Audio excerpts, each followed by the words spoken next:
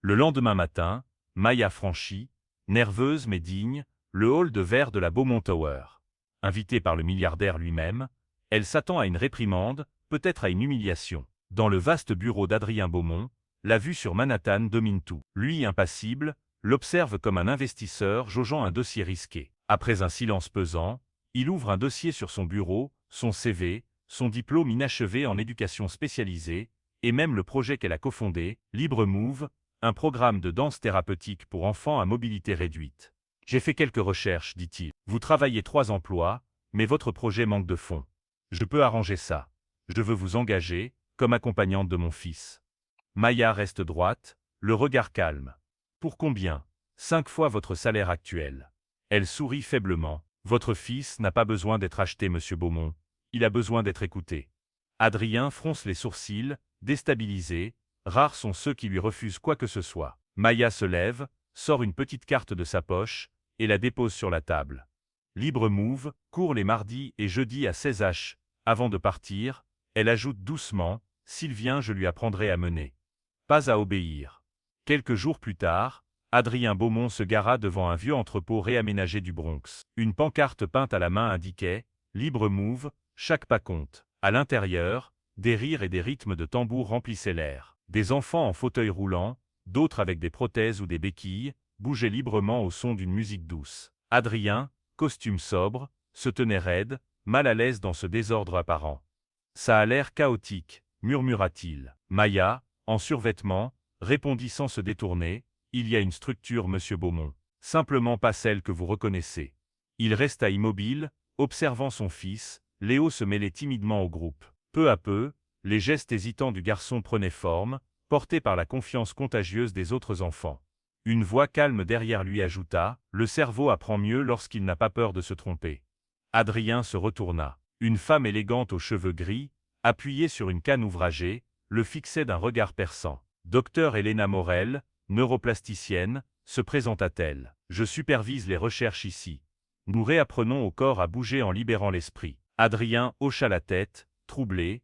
Ce lieu défiait tout ce qu'il croyait savoir sur la réussite et sur le contrôle. Le jour de la présentation officielle de l'étude, le centre Libre Move vibrait d'une énergie fébrile. Des caméras, des journalistes et des parents remplissaient la salle, venus découvrir les résultats du programme. Sur le mur, des affiches montraient des progrès spectaculaires, des enfants qui quelques mois plus tôt ne pouvaient pas se lever, dansaient désormais avec confiance. Au centre du studio, Léo se tenait debout, concentré, son père Adrien observant à distance. Les projecteurs illuminaient son petit corps encore fragile, maintenu par 2 attelles. Puis, sans un mot, l'enfant détacha lentement l'une d'elles. Le bruit métallique fit retenir le souffle à toute la salle. « Léo » murmura Adrien, prêt à intervenir.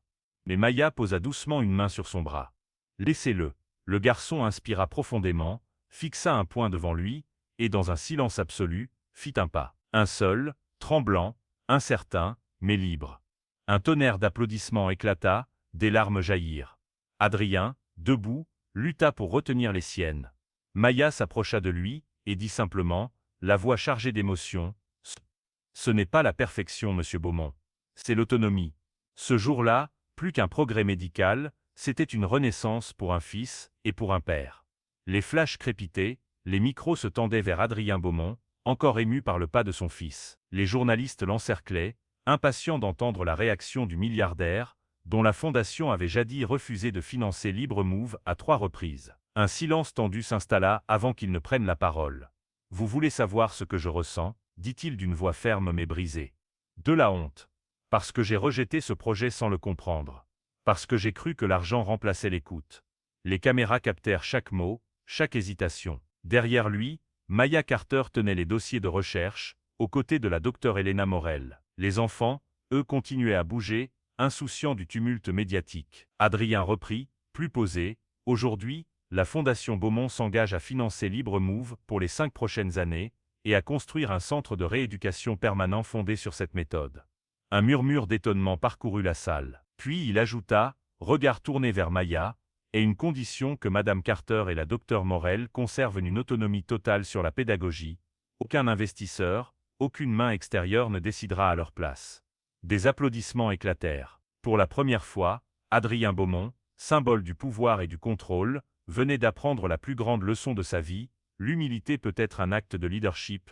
6 mois plus tard, le centre Libre Move ouvrit officiellement ses portes. Dans l'immense salle baignée de lumière, des enfants de tous horizons dansaient, sautaient, riaient, chacun à son rythme. Sur les murs, une phrase rappelait l'esprit du lieu, « Chaque pas est une victoire ». Léo Beaumont, désormais âgé de 11 ans, ne portait plus qu'une orthèse légère sur la jambe gauche. Il aidait les plus jeunes à trouver leur équilibre, corrigeait doucement une posture, encourageait un autre à oser se lever. Sa voix, jadis timide, résonnait désormais comme celle d'un petit mentor. Le programme Libre Move s'était étendu à 3 nouvelles villes, et des hôpitaux commençaient à adopter sa méthode. Maya Carter, toujours aussi engagée, supervisait les nouvelles équipes, épaulée par la docteure Morel.